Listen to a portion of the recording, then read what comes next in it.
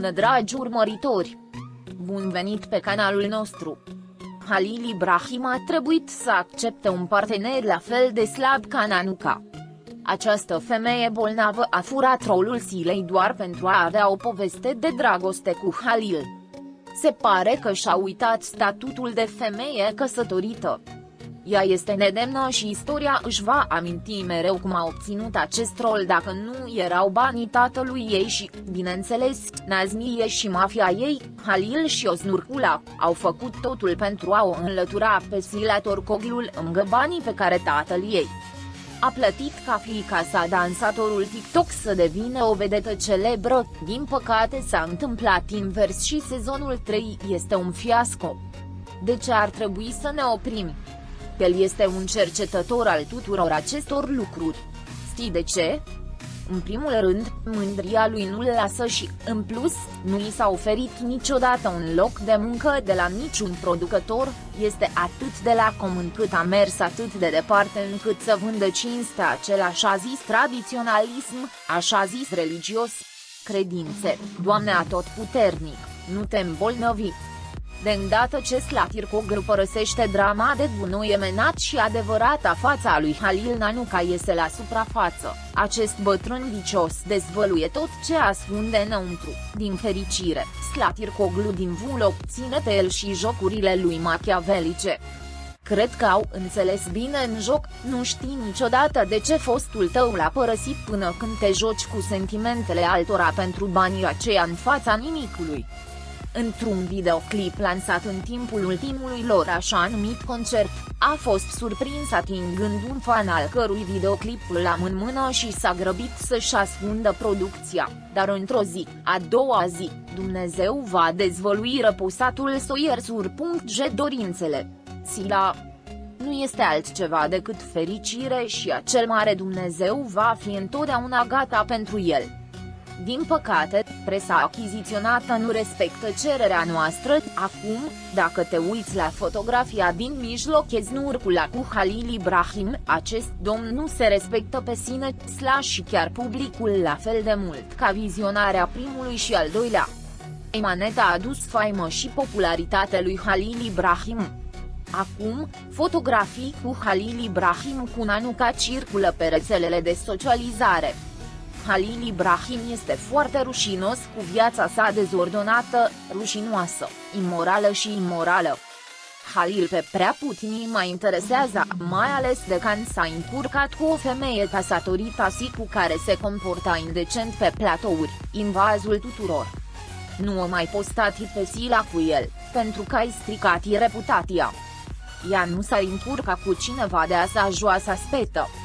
50 a cunoscut bine Sistie ce-i poate capul, mai ales că a complotat cu amanta ca să fie eliminată din emanet, ca să vină ea în loc, cu banii bogatului ei tata, uitând că mai are și o familie, care o așteaptă. Sincer, a fost ca serialul să fie încheiat un final între Seher și Anam, un final frumos, unde un serial a fost vândut în mai multe țări arătând diferența dintre dragoste și luptă.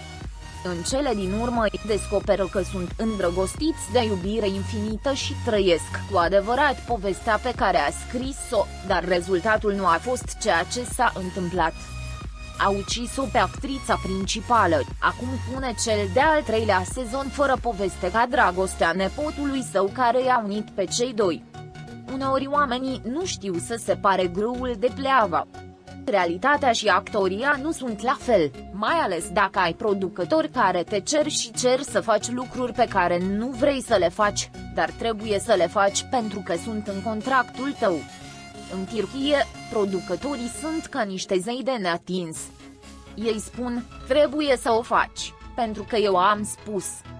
Pentru Halil, Sila nu este pentru el și ea este un fel de figură climaterice, el nici nu ar putea lupta cu tinerețea și energia Sila, iar pentru ea, ce ar face cu Halil peste câțiva ani, ar fi tratează ischiatica și spondiloza. Ciulin. Chiar nu mi vine să cred că domnul Halil s-a încurcat cu o femeie căsătorită. Doar nu s-au terminat femeile din Turcia. Cum poate să se preteze la așa ceva? Foarte urât. Mi-am schimbat părerea despre el. Ca actor este foarte bun. însă ca om lasa mult de dorit dacă s-a încurcat cu Nanuca, care are o fetiță dragă la sa foc.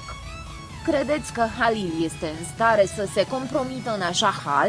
Îl cred un tânăr cu capul pe umeri, nu să fie sub comanda unor persoane invidioase. Ce să facă cu Nana? Să-i cumpere o hergelie de cai că îi place călărie?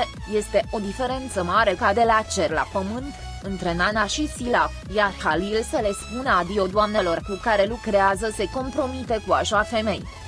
Nici Sila, nici Halil în film nu s-au făcut celebri unul pe celălalt. Cred că știți că Halil a fost celebru în muzică și modă și de aceea este cunoscut drept playboy-ul turc.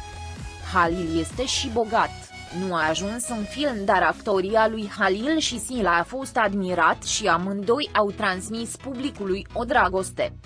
Cum Sila, de fapt, în alt film nu atrage atâta atenție ca cu Halil, Doga cu Subsinase să vră să-l imită și Halil, și Nanuca cu Halil nu a excelat. El a rămas un manichin, prin urmare, în film este vorba de adecvarea actorilor și nu de această prostie. Aceasta este pentru toate actrițele și actrițele se întâmplă oameni. Dragii prieteni care arată dragoste față de Halil Ibrahim și Sila, vă vom transmite asta vouă, dragii noștri fani, pe măsură ce primim vești despre jucătorii noștri. Rămâneți pe fază pentru acces instantaneu la cele mai recente știri. Abonați-vă la canalul nostru și distribuiți videoclipul. Pentru a fi primul care vizionează, fi la curent cu noile videoclipuri activând notificările. Fi sănătos! Pascali.